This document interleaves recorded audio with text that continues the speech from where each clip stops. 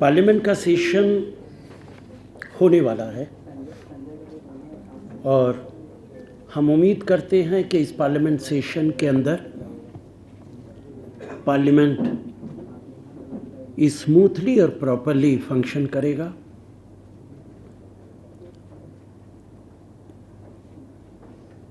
सरकार किसी भी मुद्दे पर पार्लियामेंट के अंदर बहस करने के लिए तैयार है। अपोजिशन, हमें पूरी उम्मीद है, ख़ास तौर से भारतीय जनता पार्टी, कि वो सकारात्मक पॉजिटिव राजनीति करेगी और इस बार पार्लियामेंट के सेशन को स्मूथली चलने दिया जाएगा।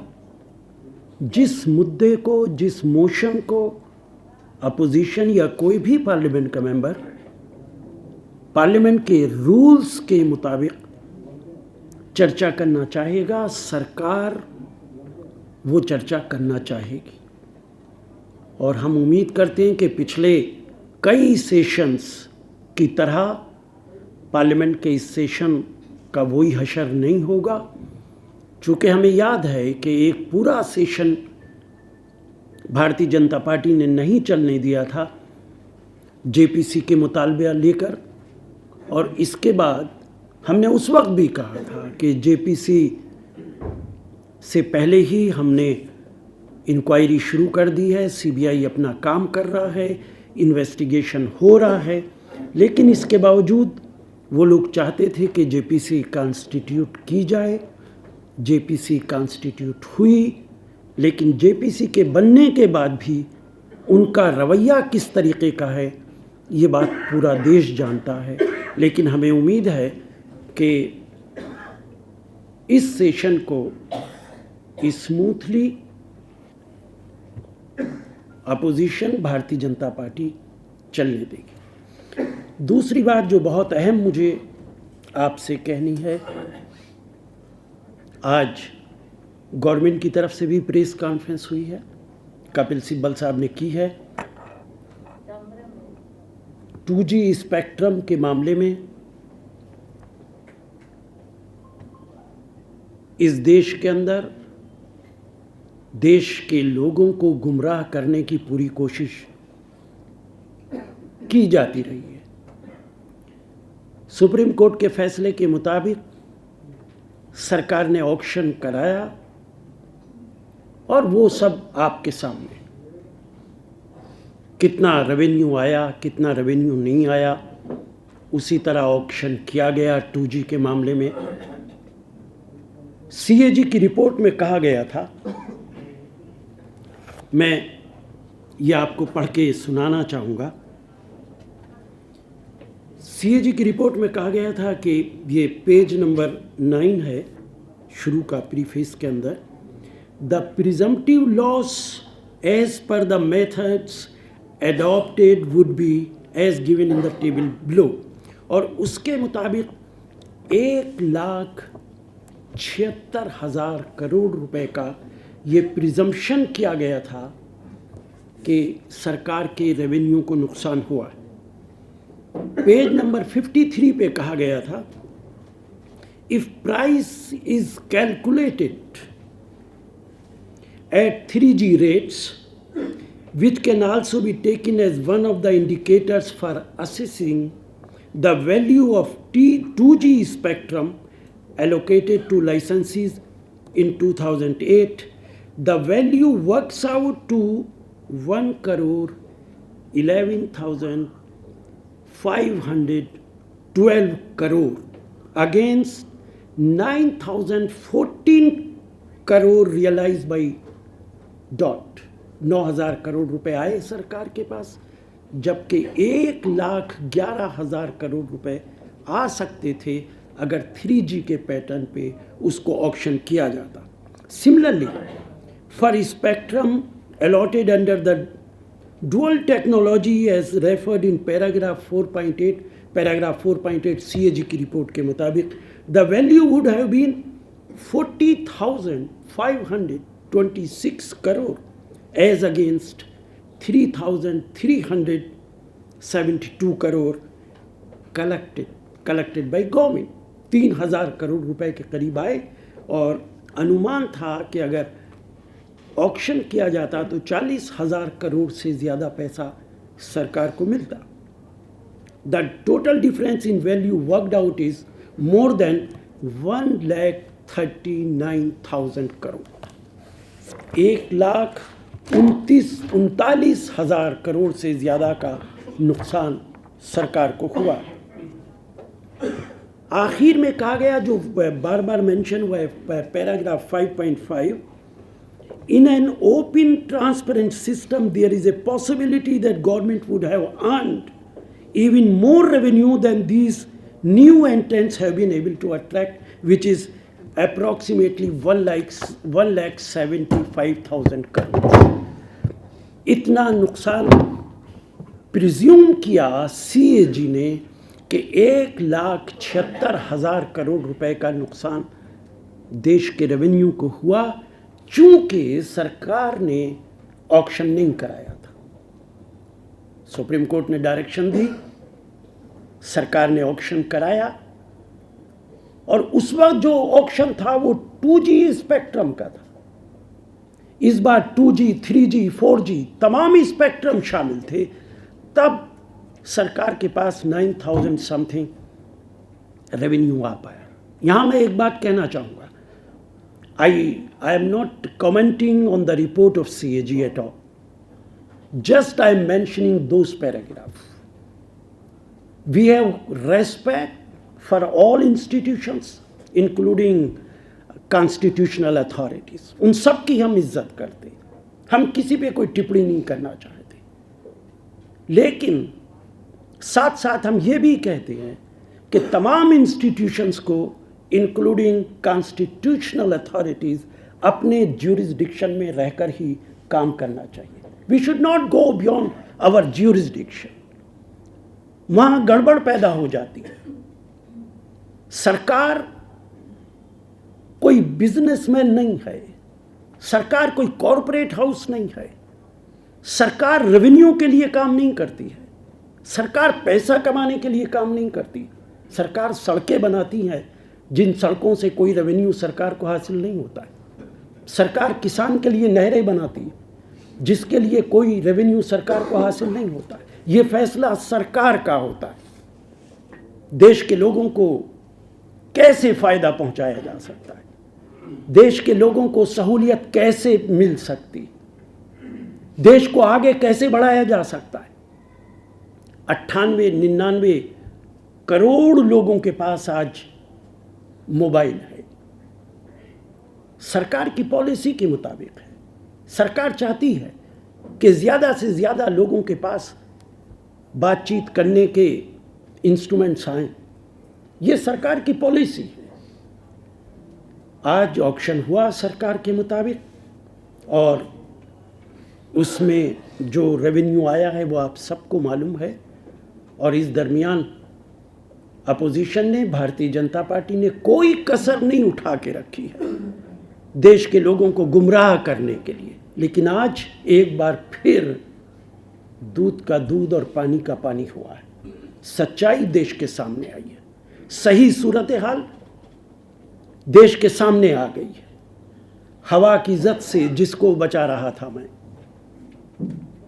हवा की जद से तेज आंधी चल रही थी, हवा की जद से जिसको बचा रहा था मैं, उसी दिए ने जलाया मेरी हथेली को।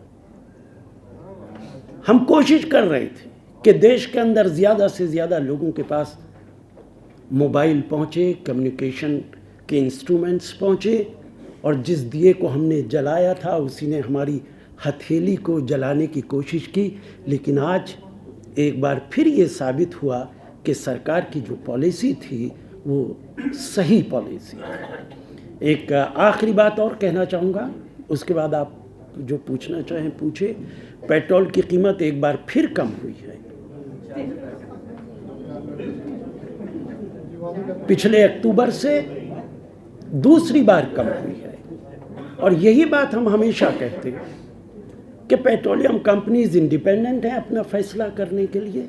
अंतर्राष्ट्रीय बाज़ार के मुताबिक कंपनीज फैसला करती हैं, और उसी हिसाब से एक बार फिर चाहे कम कीमत घटी है, लेकिन कीमत घटी है जिससे ये सच्चाई साबित होती है कि ऑयल कंपनीज अंतर्राष्ट्रीय बाज़ारों के मुताबिक अपने फैसले खुद करती हैं।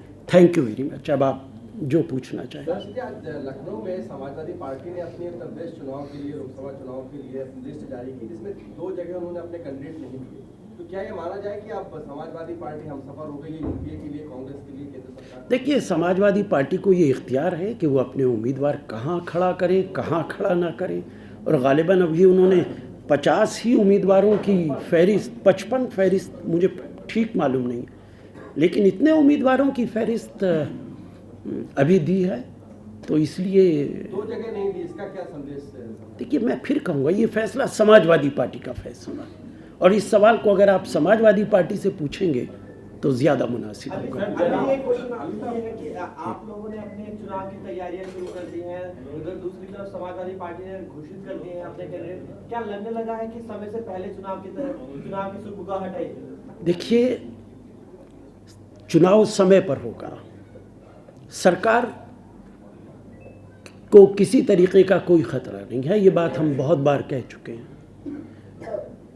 कांग्रेस पार्टी हमेशा चुनाव के लिए तैयार रहती है, ये एक अलहदा बात है, लेकिन समय से पहले चुनाव होने की कोई संभावना नहीं है।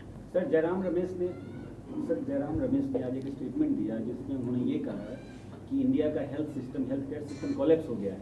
तो एक सर्विंग मिनिस्टर का, जो सिटिंग मिनिस्टर हैं, जो इसी गवर्नमेंट के पार्ट हैं, कांग्रेस के हैं, तो ये गवर्नमेंट के लिए क्या एक स्ट्रॉन्ग इंडाइटमेंट नहीं है, एम्बेरसमेंट नहीं है? आप क्या कहें?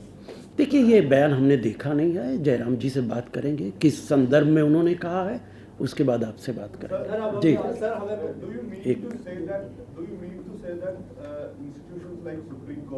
Central Vigilance Commission, CBI, CAG were proven wrong by the results of...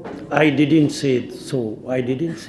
What I said, I have just suggested that all institutions, including constitutional authorities, should work within their jurisdiction, within their framework. That's all. Sir, we know that Rahul Gandhi is the commander now. But what do you think is stopping BJP from declaring their PM candidate? No, I think you should ask this question from BJP. There are several prime candidates for the prime ministership inside BJP, and they are fighting against each other. I think it is difficult for them to decide, and I feel that it is just their dream, nothing else, because they are not coming to power at all. So what happens to Mr. Manmohan Singh? So there is a related question. We have already said so many times, Dr. Manmohan Singh, he is the Prime Minister of the country, and who will be the Prime Minister after 2014? Let us wait, let the 2014 come, but the election of 2014 will be under the leadership of Shrimati Sonia Gandhi and Rahul Gandhi. जी, अभी कल जो announcement हुआ है जिसमें राहुल गांधी को समन्वय समिति का अध्यक्ष बनाया गया है, उससे 2014 की तैयारी के लिए पार्टी लग गई है, लेकिन गुजरात इलेक्शन के बारे में कोई चर्चा नहीं है। क्या पार्टी गुजरात चुनाव गंभीरता से? देखिए, मेरे ख्याल से ऐसा नहीं है कि चर्चा नहीं है, ये कमेटी 2014 की बनी है। गुजरात के अंदर, मैं तो अभी गुजरात होके आया हूँ, वहाँ पे हमारी 10 रैलीज गुजरात के अंदर हुई हैं 10 जगहों पे, और दिल्ली से बहुत सारे कांग्रेस पार्टी के लीडर्स वहाँ गए थे, और मैं आपको यकीन दिलाता हूँ कि इस बार गुजरात के हालात बहुत मुख्तलिफ हैं, और कांग्रेस पार्टी, हमें पूरा भरोसा है कि गुजरात के अंदर सरकार बनाएगी। In the present scenario, the situation of Mr. Manmohan Singh would be just like what Mr. Narasimha Rao was. I do not know what is your question. I am unable to understand. Dr. Manmohan Singh ji is very respectable Prime Minister of the country, and the entire country has respect for him. And he is running his government very smoothly. That's all. What do you mean Narasimha Rao is not a respected leader? I didn't say this. Sir, in सब संस्थाओं में जिनसे आपने सुनकर बताया, supreme court बताया, फिर CAG बताया, जिसके आपने यहाँ रेफरेंस दिए, जी। जिनसे हथेली किसने जलाई? भारतीय जनता पार्टी ने, वही तो जला रहे हैं हथेली हमारी। सारे देश को गुमराह करने पे लगे, सारे देश को ये साबित करने पे लगे हैं कि यहाँ पे 1,76,000 करोड़ का यकीनन स्कैम हुआ है। लेकिन आज तो ऑक्शन हुआ और ऑक्शन के अंदर ये साबित हो गया है। 122 सर्कल का ऑप्शन हुआ, तब शायद 122 सर्कल थे। देखिए, सिर्फ 4 सर्किल का ऑक्शन नहीं हुआ है, 22 में से और जो अभी हुआ है, वो जो बाकी है वो आज गवर्नमेंट ने कहा है गालिबन जनवरी 2013 तक उनका ऑक्शन होगा। ये सवाल नहीं है, सवाल ये है कि पॉलिसीज़ बनाना किसकी जिम्मेदारी है? क्या पॉलिसीज़ बनाना सरकार की जिम्मेदारी नहीं है? मुमकिन है उन पॉलिसीज़ के मुताबिक रेवेन्यू कम आए, ये ज़रूरी नहीं है। पॉलिसीज़ देश के हित में बनाई जाती है, जनता के हित में बनाई जाती है। मैंने अभी जैसे आपसे अर्ज़ किया कि सड़क बनाने में कोई रेवेन्यू नहीं आता सरकार के पास, नहरें बनाने में कोई रेवेन्यू नहीं आता सरकार के पास। सिर्फ रेवेन्यू की बुनियाद पे फैसले नहीं किए जा सकते, देश के हित में, जनता के हित में फैसले किए जाते हैं, चाहे उससे रेवेन्यू कम ही क्यों ना आए। जी, एक मिनट, आपका जो आपने शेर पढ़ा, इसमें लिखा हवा के जब से जिसको बचा रहा था मैं। बीजेपी का नाम बता रहे हैं आप, तो आप बीजेपी को बचा रहे थे? नहीं, मेरे ख्याल से उर्दू का शेर है, आप ठीक तरीके से नहीं समझे। हवा की इज्जत से जिसको बचा रहा था, उसी दिए ने जलाया मेरी हथेली को। हम जिस तरीके से देश के अंदर चाहते थे कि जनता के पास ज़्यादा से ज़्यादा लोगों के पास वो इंस्ट्रूमेंट पहुँचे जिससे वो बातचीत कर सके, अपोजिशन ने बजाय इसके कि उसको सपोर्ट किया होता, देश के लोगों को गुमराह किया। जी जी, अगर यह ऑप्शन 2008 में हुआ होता तो रेवेन्यू 1,76,000 करोड़ रुपया आया था, उससे जाया था। देखिए कितनी हंसी की बात है कि आज जब 2G, 3G, 4G कोई पाबंदी नहीं थी इस ऑक्शन पे, तब ये ऑक्शन हुआ है, तब इतना आया।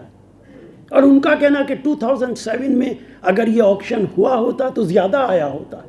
इसी वजह से हम लगातार कहते हैं कि भारतीय जनता पार्टी नकारात्मक राजनीति करती है, सकारात्मक राजनीति नहीं करती। सर, उन्होंने इसमें ऐड किया है, ये कहा है कि 2008 में अगर ऑप्शन होता तो ज्यादा पैसा था, क्योंकि इस वक्त सरकार की जो स्थिति है, चाहे वो आर्थिक रूप से हो, चाहे वो जो नीतियों की बात हो, तो वो गलत है, इस वजह से विश्वास खो चुके हैं। एक बात, आर्थिक स्थिति देश के अंदर भारतीय जनता पार्टी को समझना चाहिए, खराब नहीं है। पूरे दुनिया के जो हालात हैं, उन हालात को देखते हुए सरकार काबिल तारीफ़ है कि उसने आर्थिक स्थिति को संभाला है। मैं मिसालें नहीं देना चाहता, ग्रीस की मिसाल, यूरोपियन कंट्रीज़ की मिसाल, अमेरिका की मिसाल, दुबई की मिसाल, लेकिन जो ऑक्शन हुआ वो आर्थिक स्थिति का नहीं हुआ है, वो स्पेक्ट्रम का हुआ है। वो उस वक्त भी स्पेक्ट्रम था, आज भी स्पेक्ट्रम है। इसीलिए मैं कहता हूं कि भारतीय जनता पार्टी देश को गुमराह करती। जी, लेफ्ट पार्टी आरोप लगा रही है कि नीलामी की रकम सरकार ने कम रखी, इस वजह से नुकसान हुआ है, क्या कहेंगे? देखिए, अब मैं इस बात को क्या कमेंट करूं, ये तो आपके सामने है कि ऑक्शन हुआ और 9,000 कुछ करोड़ रेवेन्यू आया है। चूँकि चाहे अपोजिशन हो, लेफ्ट पार्टीज़ हों या भारतीय जनता पार्टी हो, चूँकि लगातार देश को गुमराह करते रहे हैं और आज उन्हें इस बात का एहसास हुआ कि ऑक्शन के बाद कितना रेवेन्यू आया है, तो अपनी बात को सही करने के लिए वो इस तरीके के बेसलेस आर्गुमेंट्स देश के सामने रख रहे हैं। पार्टी ऐसे मानती है कोई नुकसान नहीं हुआ, कोई वो लॉस नहीं था, क्या पार्टी मानती है? देखिए, चूँकि ये मामला कोर्ट के अंदर है, इसलिए इस पे कोई टिप्पणी नहीं करना चाहूँगा। सर, आइलैंड वाला जो मुद्दा है, इस पे गवर्नमेंट ये समझ जाए। देखिए, आइलैंड वाला मुद्दा है, हमारी बहुत सहानुभूति है और बहुत हमें तकलीफ़ है जो कुछ वहाँ हुआ, और शायद आपकी इत्तला के लिए अर्ज़ करूं कि वहाँ के एम्बेसडर को बुला के इस मामले में प्रोटेस्ट भी दर्ज कराया गया है और उनसे बातचीत भी की गई है। Sir, this winter session, Mamata Banerjee is not going to be along with you. We have seen 2 storming sessions in previous months also. So what would be the strategy, and is it going to be a headache sort of situation for the government this winter session? We never share our strategy with the media. जी नितिन गडकरी जी को जी ईटानगर से हल्ला बोल जो उन्होंने BJP की campaign है वहां से खड़ा किया गया है, क्या आप कुछ बोलना चाहेंगे इस बारे किस में? पे जो हल्ला बोल कैंपेन बीजेपी का है कर रही है जी हमारे सभी नेता देश के बड़े बड़े शहरों में कैंपेन करेंगे, पर जो नितिन गडकरी जी हैं वो तो ईटानगर बहुत दूर नॉर्थ ईस्ट में। देखिए मुझे मालूम नहीं है, लेकिन बीजेपी चाहती होगी नितिन गडकरी जी को ज़्यादा दौड़ाया जाए, यही हो सकता है। पेट्रोलियम प्रोडक्ट की प्राइस को फिर से घटाया गया जी मेरा ये कहना है कि जैसे साउथ एशियन कंट्रीज कई ऐसे हैं जहाँ पे जो अंडर डेवलप्ड इकोनॉमी है वहाँ पे भी पेट्रोलियम प्राइसेस जो प्रोडक्ट के प्राइसेस वो कम है। इसका कारण क्या है? जैसे आप फिजिकल डेफिसिट को मेंटेन करने की बात करते हैं, फिजिकल हेल्थ को का हवाला देते हैं, तो क्या हमारा फिजिकल हेल्थ या फिजिकल डेफिसिट जो भी बैलेंस है हमारा उनसे भी बुरा है जो अंडर डेवलप्ड इकोनॉमी है? बांग्लादेश का मिसाल लें, पाकिस्तान का मिसाल लें, वहाँ पे भी पेट्रोलियम प्रोडक्ट की कीमत भारत से कम है। नहीं, देखिए ऐसा नहीं है। मैं आपको बताऊं, भारत और बांग्लादेश के अंदर बहुत सारे प्रोडक्ट की कीमत हमसे कहीं ज़्यादा है। कुछ प्रोडक्ट्स हैं जिनकी कीमत कम है, लेकिन जो गल्फ़ कंट्रीज़ हैं जहाँ पे पेट्रोल पैदा होता है, क्रूड ऑयल ज़मीन से निकलता है, उनके यहाँ यकीनन कम है, लेकिन अमेरिका के अंदर बहुत है, कीमत हमसे ज़्यादा है। तो हमारे यहाँ तो हम 72% क्रूड ऑयल इंपोर्ट करते हैं बाहर के देशों से, इसलिए हम आत्मनिर्भर नहीं हैं। हमारी प्राइसेस, मैं एक बात लगातार ये बात कहता हूँ, भारतीय जनता पार्टी की सरकार ने, एनडीए की सरकार ने 13-14 बार पेट्रोल की कीमत बढ़ाई, डीजल की कीमत बढ़ाई। मैं क्रिटिसाइज़ नहीं करता हूँ, लेकिन मैं सिंपली इतना पूछना चाहता हूँ कि आपने कीमत क्यों बढ़ाई, क्या वजह थी, क्या कारण थे? आप यही कहेंगे कि उसके कारण थे कि अंतर्राष्ट्रीय बाज़ार के अंदर कीमत बढ़ रही थी, लेकिन आपको मालूम है कि उस वक्त अंतर्राष्ट्रीय बाज़ार की क्या कीमत थी? जब एनडीए सरकार में आया था 99 के अंदर $32 पर बैरल थी, $32। आज $115 तक गई है, 4 गुने से ज़्यादा कीमत हो गई है। अगर आप उस वक्त अंतर्राष्ट्रीय बाज़ार की वजह से कीमत बढ़ाते तो आपको कोई हक नहीं है कि आज अगर कीमत बढ़ती है तो उसको क्रिटिसाइज़ करें। देश के लोगों को समझाना चाहिए कि ये मजबूरियां सिर्फ राजनीति करने के लिए, राजनीतिक फ़ायदा उठाने के लिए इस तरीके के बयानात हमें नहीं देने चाहिए। Thank you. FDI multi brand retail में सारी ऑपोजिशन इसके खिलाफ है, कुछ ने नोटिस भी दिए हैं पार्लियामेंट में under rules which Intel voting. आपके कुछ सपोर्टिंग एलाइज भी इसके खिलाफ हैं और आपके जो कॉन्स्टिट्यूएंट एलाई हैं डीएमके, उन्होंने सस्पेंस को बरकरार रखा है। आपको लगता है कि आप बहुत ही होपलेस माइनॉरिटी में हैं इस इशू पे? देखिए, सरकार देश के हितों को सामने रखकर फैसला करती है। एफडीआई, हमारा मुकम्मल यकीन है, it is our considered opinion, it is in the interest of our country and people of the country, इसीलिए ये कदम उठाया गया है। और हम लगातार चाहते हैं कि इन मुद्दों पर पार्लियामेंट के अंदर बहस हो, हमने कभी मना नहीं किया है। अगर एफडीआई पे अपोजिशन बहस करना चाहती है तो हम वेलकम करेंगे। पार्लियामेंट इसीलिए है, यही जगह है जहाँ पे इन मुद्दों पर बहस होनी चाहिए। एफडीआई पर बहस करने के लिए तैयार हैं और सेशन शुरू होगा, एफडीआई पर बहस होगी। जी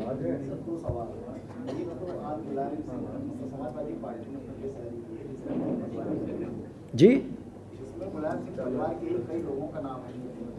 कांग्रेस को हमेशा से आरोप लगता रहा है कि वंशवाद को बढ़ावा देती है, आप इसमें कुछ कमेंट करेंगे? देखिए, मेरा कोई टिप्पणी करना किसी पार्टी के अंदरूनी मामलात पर मुनासिब नहीं है। जो पार्टी जिसको भी उम्मीदवार बनाएगी, आखिरी फैसला जनता करती है। किसी पार्टी में ये दम नहीं है कि वो सीधा लोकसभा के अंदर भेज देगा। आप लोकसभा का उम्मीदवार बना सकते हैं, फैसला जनता का होता है। किसको भेजेगी किसको नहीं भेजेगी। और आप मतलब दोनों दो जगहों पे जिसमें चर्चा हुई थी, इसमें पार्टी का समाजवादी पार्टी का बयान आया था कि पिछली राजनीति से ऊपर हो गई, इसीलिए दो जगहों से उन्होंने अपना प्रत्याशी नहीं किया। क्या कांग्रेस का समाजवादी पार्टी से इस तरह का कोई? देखिए, समाजवादी पार्टी हमारी सरकार को बाहर से सपोर्ट दे रही है, लेकिन उम्मीदवार खड़ा करना ना करना ये समाजवादी पार्टी का इख्तियार है। Thank you very